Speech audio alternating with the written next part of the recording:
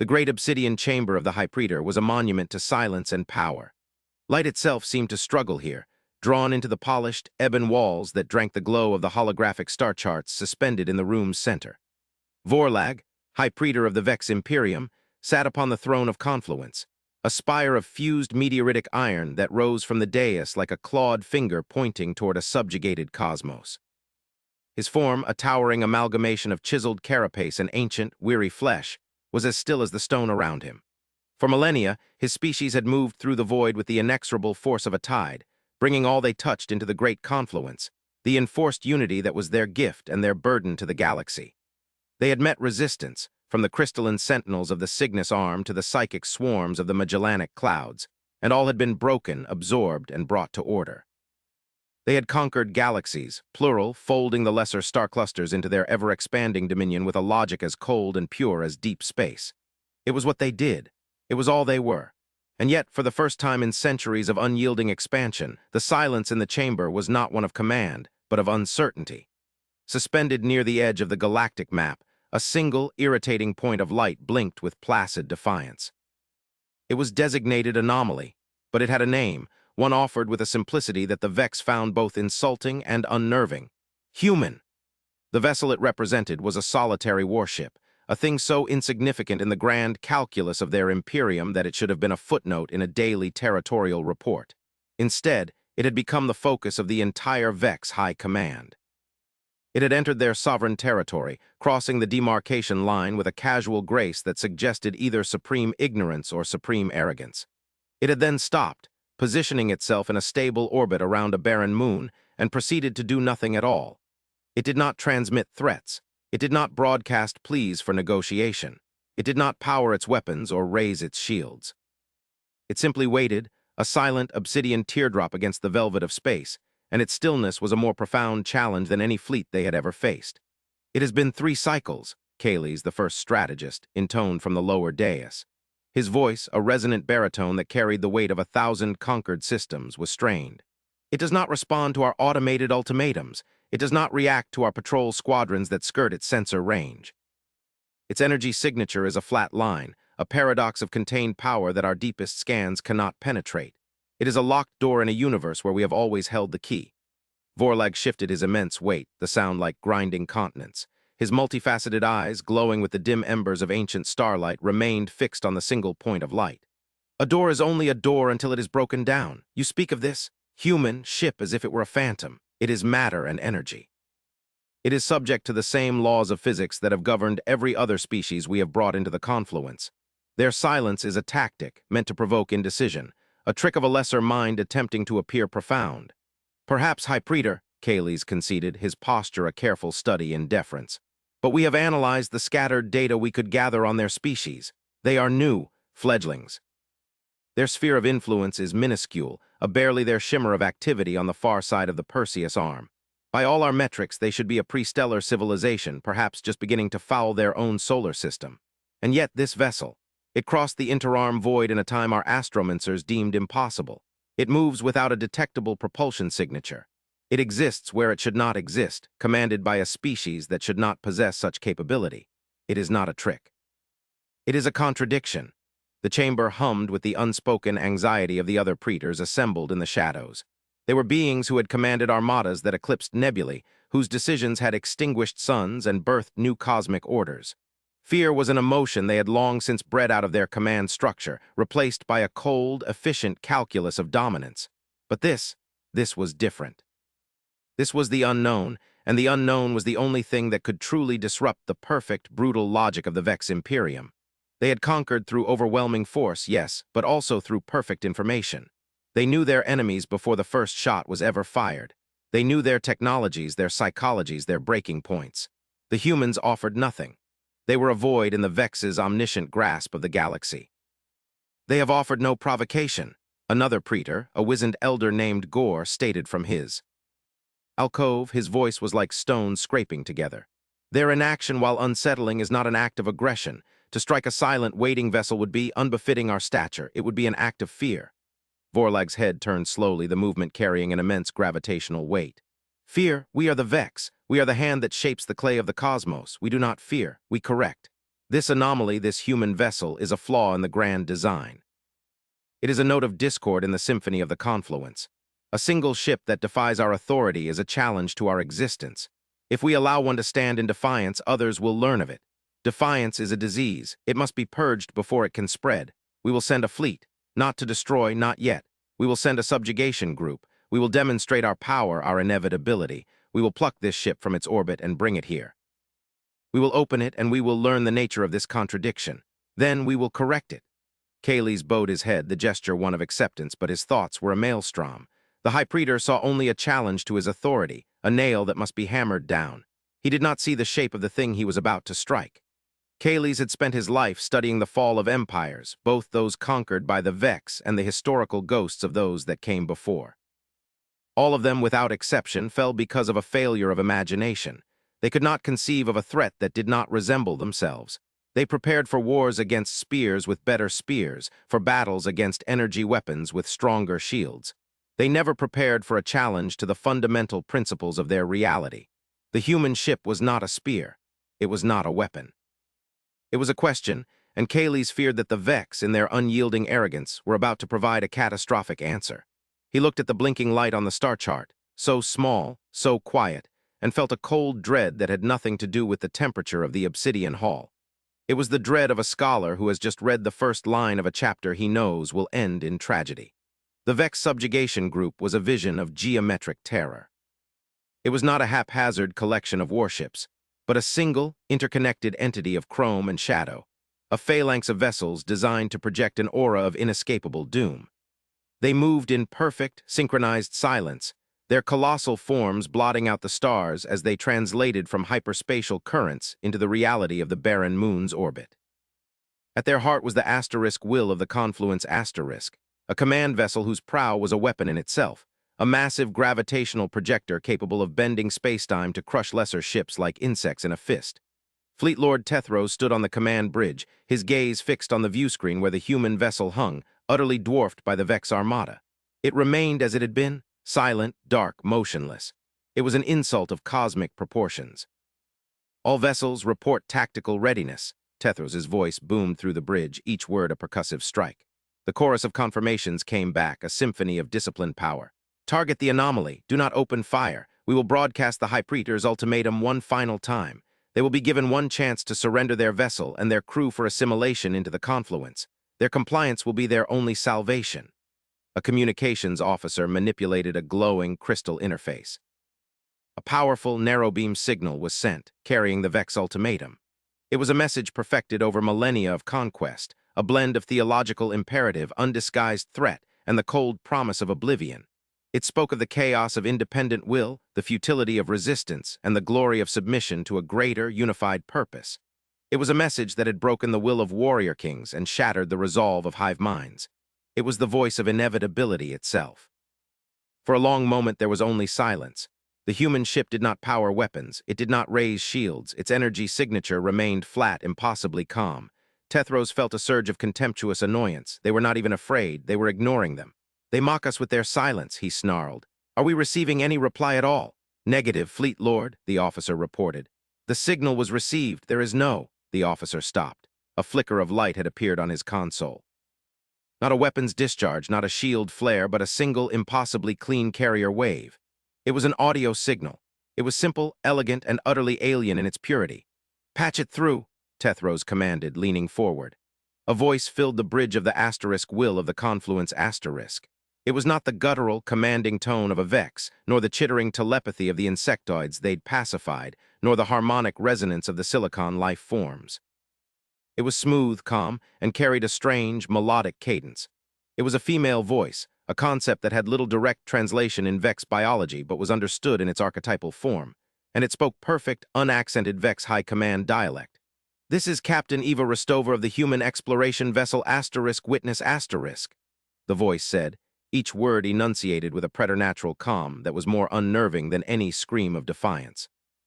"We have received your transmission. We acknowledge your presence. We must, however, respectfully decline your offer."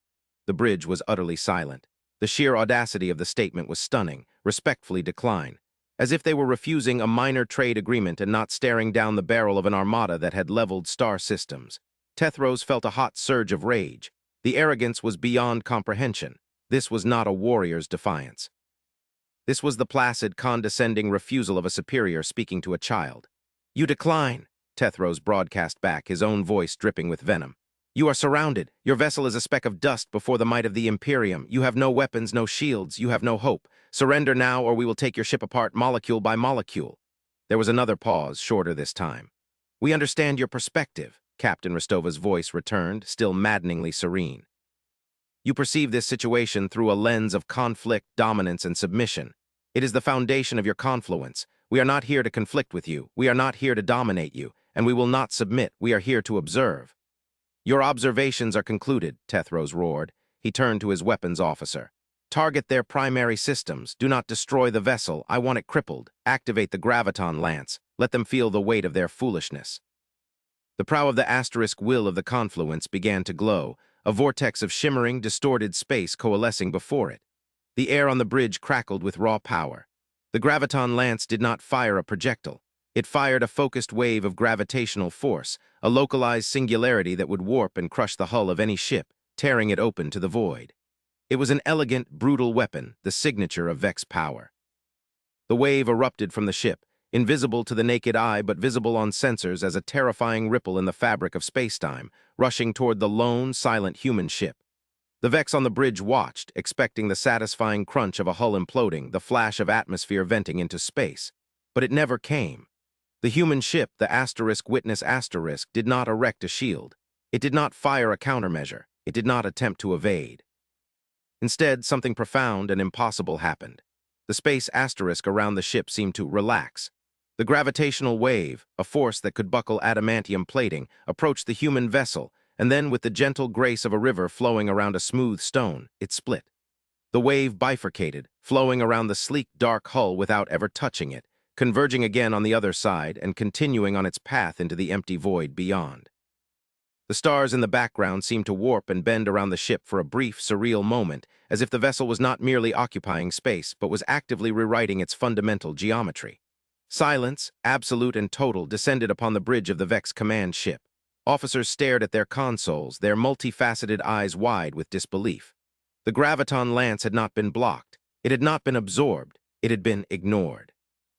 As if the laws of physics that the Vex had so masterfully weaponized simply did not apply to this small, teardrop-shaped vessel. Tethros stood frozen, his mind struggling to process what he had just witnessed. It was not technology as he understood it. Vex shield technology was based on resisting force, on meeting energy with a greater counter-energy. This was something else entirely. This was a form of control, of mastery over the very canvas of reality. Then Captain Rostova's voice returned, as calm and unperturbed as ever. "As I said, we are not here for conflict. We are observing a fascinating and ancient culture at a pivotal moment in its history. Firing upon us again would be unproductive. We would, however, welcome a dialogue, a proper one. I would be willing to speak directly with your High Praetor Vorlag." Tethros stared at the human ship, no longer a speck of dust, but a black hole of infinite impossibility. He had come here expecting a swift, brutal lesson in Vex supremacy. Instead, he had the chilling realization that he, and perhaps his entire Imperium, were the ones who were about to be taught. The contradiction was not in the ship's existence. The contradiction was in the Vex's understanding of the universe. And it was a contradiction so profound, it threatened to unravel everything they believed they knew about power. The return to the great obsidian chamber was thick with a tension that was almost a physical presence. The holographic star chart had been replaced by a single, massive image of the human warship, the asterisk witness, floating serenely in the void. Its smooth, featureless hull seemed to absorb the light and attention of everyone present, a symbol of a power so quiet it was deafening. High Praetor Vorlag sat on his throne, his immense form radiating a controlled fury that was far more terrifying than any overt display of rage. Fleet Lord Tethros knelt on the dais below, his report delivered, his failure laid bare for the entire High Command to see. He had taken an armada to crush a fly and had returned with the news that the fly could command the wind. "It bent space," Vorlag said, the words grinding out of him like tectonic plates. "You are telling me that this single ship from a species of primitives simply instructed reality to move aside." "That is the only way to describe what our sensors recorded, High Praetor," Tethros replied, his head bowed low. "It was not a shield. It was a localized, dynamic warping of the space-time manifold. They did not resist the force of the graviton lance. They rendered it irrelevant. The energy required to perform such a feat it is beyond our theoretical models. It would be like a single organism generating the power of a star for a fraction of a second. Kayleigh, the first strategist, stepped forward from the shadows. Or, he offered quietly, they are not generating power at all. Perhaps they are not using force to counter force. Perhaps their technology operates on a principle we have failed to grasp. One of control, not coercion. They do not fight the river, they redirect its flow. Vorlag's gaze shifted to Kayleigh's, his eyes glowing with a dangerous intensity. And this captain has the audacity to demand an audience with me? After defying my fleet, after humiliating my fleet lord, she seeks to parley from a position of mockery. She did not demand, High Praetor, Kayleigh corrected gently.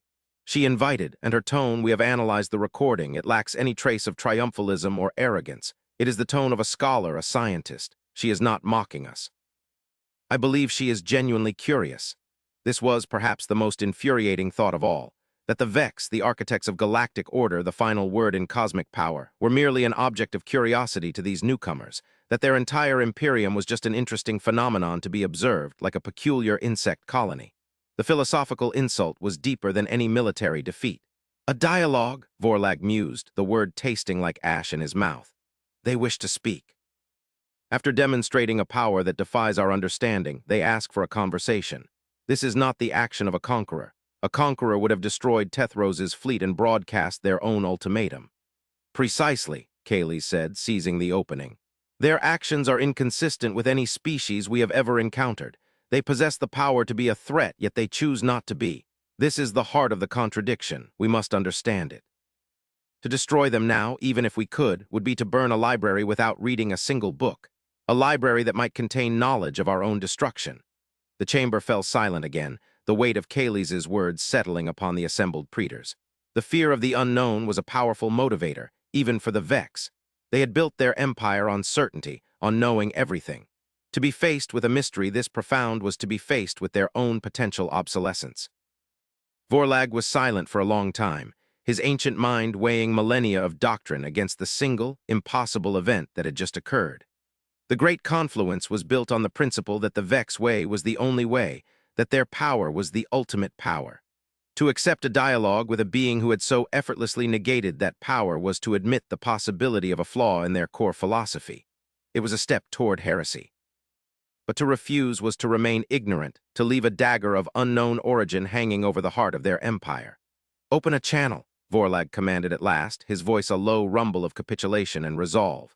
Project her image onto the main view screen. I will speak to this, Captain Eva Rostova. I will hear what the human has to say. The obsidian walls of the chamber seemed to shimmer, and the image of the asterisk witness was replaced. It was not a full-body projection, but a simple, unadorned view of a humanoid face from the shoulders up. The being was small, pale, and physically unimposing. Her features were soft, her eyes a deep, startling blue. She wore a simple, dark uniform with no insignia of rank. She was the absolute antithesis of a Vex warrior, and yet it was her expression that held the chamber captive. It was one of serene, unwavering composure. There was no no aggression, only a calm, analytical intelligence. High Praetor Vorlag, she said, her voice the same one from the bridge, clear and steady, filling the vast chamber. Thank you for accepting my invitation. Vorlag stared at the image, a being of flesh and bone who should have been trembling before him. You have defied the Vex Imperium, he stated, his voice a tidal wave of authority. You have trespassed in our space and resisted our mandate. Explain your actions. Your continued existence depends on it. Eva Rostova's expression did not change. Our existence is not and has never been negotiable. As for our actions, they are simple. We are here, as I stated, to witness. Your Imperium, your great confluence, is one of the most significant socio-political structures to arise in this galactic quadrant in 10 million years. We are here to study it, to understand its philosophy, its history, its ultimate trajectory. You study us like we are some primitive life form in a containment field. Vorlag's anger was a palpable force. Not at all, she replied, a faint, almost imperceptible smile touching her lips. We study you as one would study a supernova, with respect for its immense power and a deep curiosity about the forces that drive it. We do not judge it. We seek only to understand it. She paused, her blue eyes seeming to look directly into Vorlag's own ancient soul. We have archives of over 1 billion sentient species, High Praetor, records of their rise, their cultures, their triumphs, and their falls. The one constant we have observed is that empires built on conquest, on the forced assimilation of others, eventually collapse under their own weight. The confluence is a monument to order, but it is an order achieved by erasing diversity. You create silence and call it unity. We have come to ask you a question, one that our archives suggest no empire like yours has ever successfully answered. Vorlag leaned forward, the iron of his throne groaning in protest. And what is that question? Captain Rostova's face became serious, her calm composure deepening into something more profound, something that held an almost sorrowful gravity. What will you do when you meet something you cannot conquer? Not something that is simply stronger than you, but something that operates on a paradigm so fundamentally different that your very concept of conquest becomes meaningless. What is the purpose of a hammer when you are faced with the sea? The question hung in the air, a perfect and terrifying summation of what had just transpired with their fleet. They had brought their greatest hammer, and the human ship had been the sea. The foundation of the Vex Imperium, their unshakable belief in the universal applicability of force, had just been declared obsolete by a soft-spoken archivist from a species of fledglings. Your technology, Vorlag began, his mind racing past the philosophical challenge to the practical one. It is beyond anything we have ever encountered. Where did you acquire it? We did not acquire it, Rostova answered simply. We developed it. Humanity is older than you think. Our physical form is recent, but our consciousness, our path to this point, has been long and often fraught with self-imposed error. We learned a fundamental lesson, High Praetor. We learned that the universe is not a thing to be beaten into submission. It is a thing to be understood. Mastery is not achieved through force, but through comprehension. The technology you witnessed is not a weapon. It is a tool for understanding and manipulating the fundamental grammar of reality. We do not break the laws of physics. We have simply learned to speak their language. She gestured to something off-screen. The view behind her changed, shifting from the plain bulkhead of her ship's bridge to a swirling, three-dimensional star chart of their own. It was a map of the entire galaxy, rendered with a clarity and detail that made the Vex's own charts look like crude charcoal drawings. Vorlag could see the faint, shimmering web of Vex dominion, a cloud of angry red spreading through the star fields. We have watched your confluence grow for 1,000 of your years, Rostova continued, her voice gentle but firm. We have seen the worlds you have pacified, the species you have absorbed. We have catalogued the memories, the songs, the sciences you have erased in the name of your unity. You see yourselves as bringing order to chaos. We see you as a vast, efficient engine for the destruction of information. And now your expansion has brought you to the edge of a region of space that we have long held under observation. Our presence here is not a challenge, High Praetor. It is a warning. Vorlag stared at the human's map. He saw the red stain of his empire, but then he saw what Rostova was indicating. Beyond the Vex frontier in the so-called silent quadrant they had been preparing to invade next, there was something else.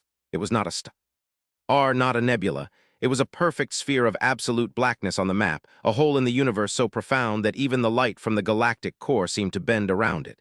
It was a region the Vex had always dismissed as empty, a cosmic dead end. There is nothing there, Vorlag stated, a flicker of uncertainty in his voice. Our deepest probes have confirmed it. It is a void. It is not a void, Rostova said, her voice dropping to a near whisper, a tone that carried an ancient, chilling weight. It is a wall, and your Imperium's relentless expansion, the noise of your conquests, the gravitational echoes of your fleets, you are about to knock on a door you cannot possibly imagine what is behind. We are not here to stop you from conquering the galaxy, High Praetor. We are here because we are afraid of what will happen to the galaxy when you finally succeed. The revelation was a physical blow. The humans, with their impossible technology and their serene captain, were not their adversaries. They were not their rivals. They were heralds. The single warship was not a challenge to Vex dominance, but a sentinel standing guard before a chasm. Vorlag looked at the image of the small, pale woman, and for the first time in his eons of existence, he felt the cold, unfamiliar touch of true existential dread. The Vex had spent millennia believing they were the most powerful force in the universe, and a human had just arrived to inform them that they were nothing more than noisy children, about to awaken something that had been sleeping in the dark. The silence that followed Captain Rostova's pronouncement was a chasm in itself, deeper and more profound than any the Vex had ever known. In the grand obsidian chamber, the praetors stood like statues of frozen shock, their ancient minds grappling with a paradigm shift so violent it threatened to shatter the bedrock of their civilization. They had defined themselves by their strength, by their role as the ultimate arbiters of the galactic destiny. To be told that their entire history of conquest was merely the prelude to a potential cosmic catastrophe, that their mighty imperium was an irritant about to provoke an unimaginable power, was a truth too vast and terrible to immediately process. High Praetor Vorlag stared at the human star chart, at the sphere of perfect blackness that sat at the edge of his empire like a waiting abyss. His ambition, his life's work, the culmination of millennia of Vex destiny, the great confluence, was suddenly reframed. It was no longer a noble crusade to bring order to chaos. It was a child's tantrum in a library of sleeping gods. "What is it?" Vorlag finally asked, his voice stripped of its usual commanding resonance, reduced to a raw, guttural whisper. "What lies within that void?" "We do not know," Captain Rostova answered, and the honesty in her voice was more terrifying than any specific threat. "We call it the Acheron Expanse. Our oldest records, fragments recovered from civilizations that rose and fell before your species had even left its primordial oceans, refer to it only in whispers. They speak of a silence that thinks, a power that does not expand but merely is. Our probes, which can traverse the heart of a neutron star, go silent the moment they cross its boundary. Not destroyed, simply gone. The information they carry, the matter they are composed of, ceases to exist in any form we can measure." She adjusted something on her console, and the view on the Vex screen zoomed in on the border between Vex territory and the Acheron Expanse. A complex overlay of data streams appeared, waves and particles of exotic energy that were invisible to Vex sensors. For eons, the Expanse has been dormant, but in the last century, as your confluence has approached its edge, we have detected ripples, faint, structured energy emissions from its interior. Your fleets, your subjugation campaigns, the sheer concentration of mass and energy you command, it is creating gravitational and quantum field distortions that are propagating into the Expanse. You are, in effect, sending signals into a house we have every reason to believe is occupied by something we should not disturb. Kayles, the first strategist, found his voice. "And you have known this all this time? You have watched us, knowing we were walking toward a cliff's edge, and you did nothing." Rostova's gaze softened with a hint of something that looked like sorrow. "What would you have had us do, strategist? Announce ourselves to an empire that believes all other life must be subjugated? You would have seen us as a threat to be eliminated, just as you did when we first arrived. We could not reason with you because your philosophy had no room for reason from an external power. We had to wait for a moment when you would be forced to listen, a moment when your understanding of power was proven incomplete. Your attack on our ship was that moment. It was not a battle. It was the necessary prerequisite for this conversation." The cold, inescapable logic of her words was like a cage closing around them. The humans had not been passive. They had been patient. They had waited for the Vex's own arrogance to create the exact circumstances under which their message could be heard. It was a strategy of such depth, such foresight, that it made the Vex's own millennia of conquest seem like the brutish, short-sighted tactics of an adolescent species. Vorlag leaned back into his throne, the immense weight of his new reality settling upon him. The human warship, the *Witness*, was not a challenge. It was an olive branch delivered in the only language the Vex could be forced to understand, a demonstration of superior power followed not by an attack but by an offer of dialogue. They had come not to conquer the Vex but to save them from themselves. "Why?" Vorlag asked, the question raw and genuine. "Why would you do this for us?" "We are your antithesis. We destroy the diversity you seek to archive. We silence the voices you wish to preserve. Why would you warn us? Why not simply let us be consumed by this Acheron Expanse?" "Because we are not like you," Rostova said simply, but the weight behind those words was immense. "Humanity learned through great and terrible cost that a universe with only one voice is not a universe at all. It is a tomb. Your confluence, for all its destructive methods, is still a form of life. It is a complex, magnificent, and tragic civilization. We do not believe any form of life, even one we philosophically oppose, deserves to be extinguished by an uncaring cosmic horror. Furthermore, we do not know what will emerge from the Expanse if it is fully awakened. It may not stop with your Imperium. Its emergence could be an extinction-level event for the entire galaxy. Your fate, High Praetor, is now tied to ours. And to the fate of every other civilization, speaking and silent in this star-strewn wheel." This was the final, devastating reveal. The humans were not merely observers or even guardians. They were pragmatists on a cosmic scale. They were acting to preserve the entire galactic ecosystem, and the Vex, the apex predators, were now revealed to be a critical, albeit dangerous, part of that ecosystem. They had to be saved, not because they were worthy, but because their destruction could doom everyone else. Vorlag looked around his great chamber at the symbols of his absolute power at the praetors who had helped him carve an empire out of the stars. It was all built on a lie, the lie of their own supremacy. They were not masters of the universe. They were just the largest, loudest thing in a room, unaware of the Leviathan sleeping in the corner. "What do you propose?" Vorlag asked, the words a surrender of everything the Vex had ever stood for. It was an admission of fallibility. It was a plea for help. "We propose a new confluence," Rostova replied, her voice now carrying a hint of warmth, of hope. "Not of enforced unity, but of shared purpose. Your Imperium possesses resources, industrial capacity, and disciplined strategic thinking on a scale we can only marvel at. We possess knowledge. A deep, comprehensive understanding of theoretical physics and cosmic history that is, with respect, far beyond your own. Together, we may have a chance. A chance to understand what lies in the Acheron expanse. A chance to prepare for it, perhaps even a chance to communicate with it." She paused, letting the magnitude of her offer settle. "You have spent millennia conquering galaxies. It is a skill you have perfected, but that era is over. A new one is beginning. The challenge is no longer to conquer your neighbors, but to stand with them against the vast, silent dark. We are offering you a partnership, High Praetor, a chance to evolve, to become something more than a conqueror, to become a protector." The silence in the chamber returned, but it was different now. It was not the silence of uncertainty or fear.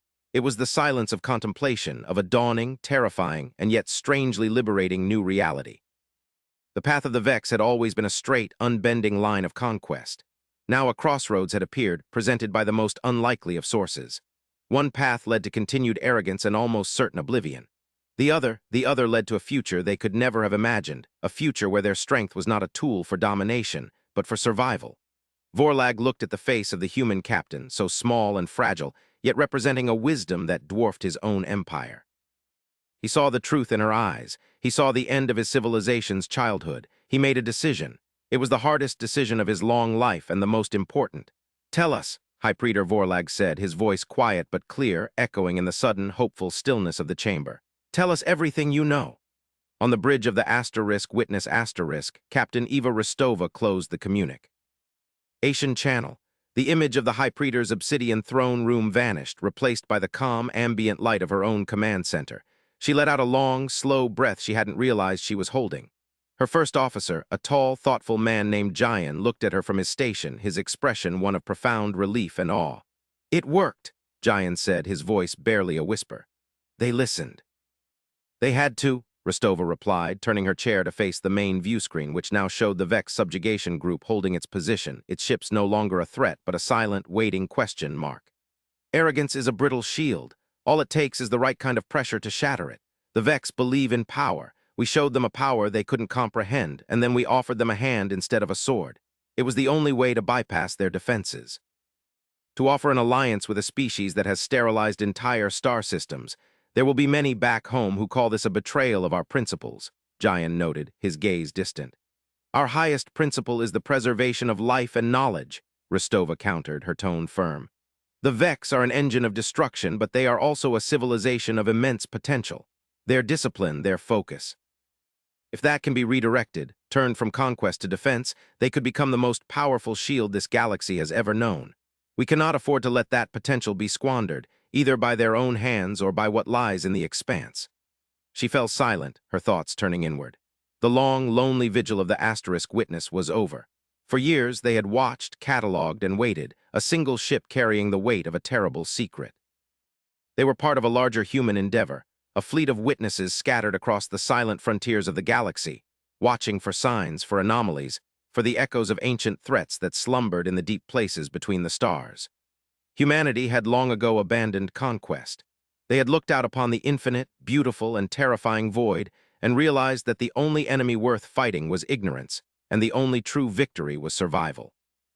They had become the galaxy's memory, its librarians, and now perhaps its unlikely guardians. A new signal appeared on Jayan's console. It was from the Vex High Praetor himself. Not a broadcast, but a tight beam encrypted transmission directed only at the asterisk witness asterisk. It was a formal acceptance of the partnership and a request for the first transfer of data. It was a request for knowledge. Rostova nodded to Jayan. "Begin the transfer. Start with the basics. The quantum foam analysis, the multi-dimensional resonance charts of the expanse. Give them the data that proves the threat is real. The rest, the history, the philosophy, the path away from conquest, that will take longer. That will require trust." As the data stream began, a bridge between two utterly different forms of consciousness, Rostova looked out at the starfield. The Vex had conquered galaxies with ease, their path paved with the ashes of those who stood against them. They had believed themselves to be the final answer to the question of existence. But their story, like the story of every civilization, was far from over. A new chapter was beginning, one not of war, but of a desperate, unified struggle against the encroaching darkness. The twist was not that humanity was powerful. The twist was that their power came from their understanding of their own cosmic insignificance. They knew they were not the center of the universe, and this knowledge had made them wise. The Vex were about to learn that same lesson, and the fate of the galaxy depended on how quickly they could adapt. Vorlag stood before a new holographic display in his chamber. The crude star chart was gone, replaced by the data flowing from the human vessel. It was a torrent of information so complex, so elegant that his finest scientists could only stand in stunned silence. It was a new language of physics, a new understanding of reality itself. He saw the universe not as a collection of worlds to be conquered, but as a fragile, interconnected web of energies and laws, beautiful and terrifying in its intricacy. He looked at the data stream showing the Acheron expanse. With the human sensor algorithms applied, it was no longer a void. It was something, a structure, a pattern of such immense scale that it defied comprehension. It was not a wall, it was a cage, and the Vex, with all their noise and fury, had been rattling the bars. A message, translated by the human systems from the faint ripples they had detected, appeared at the bottom of the screen. It was not a language of words, but of pure mathematics, a sequence that was both a warning and a countdown. Vorlag looked at the translation, and the last vestiges of his old self, the high praetor of an empire of conquerors, crumbled away, replaced by the dawning awareness of a new and far more noble purpose. He was no longer a conqueror of galaxies, he was a defender of one. And his first act would be to send a message to the rest of his Imperium, a message that would shatter their reality just as his had been shattered. It was a message of change, of humility, and of a new, shared, and terrible hope. The great confluence was over. The great vigil had just begun.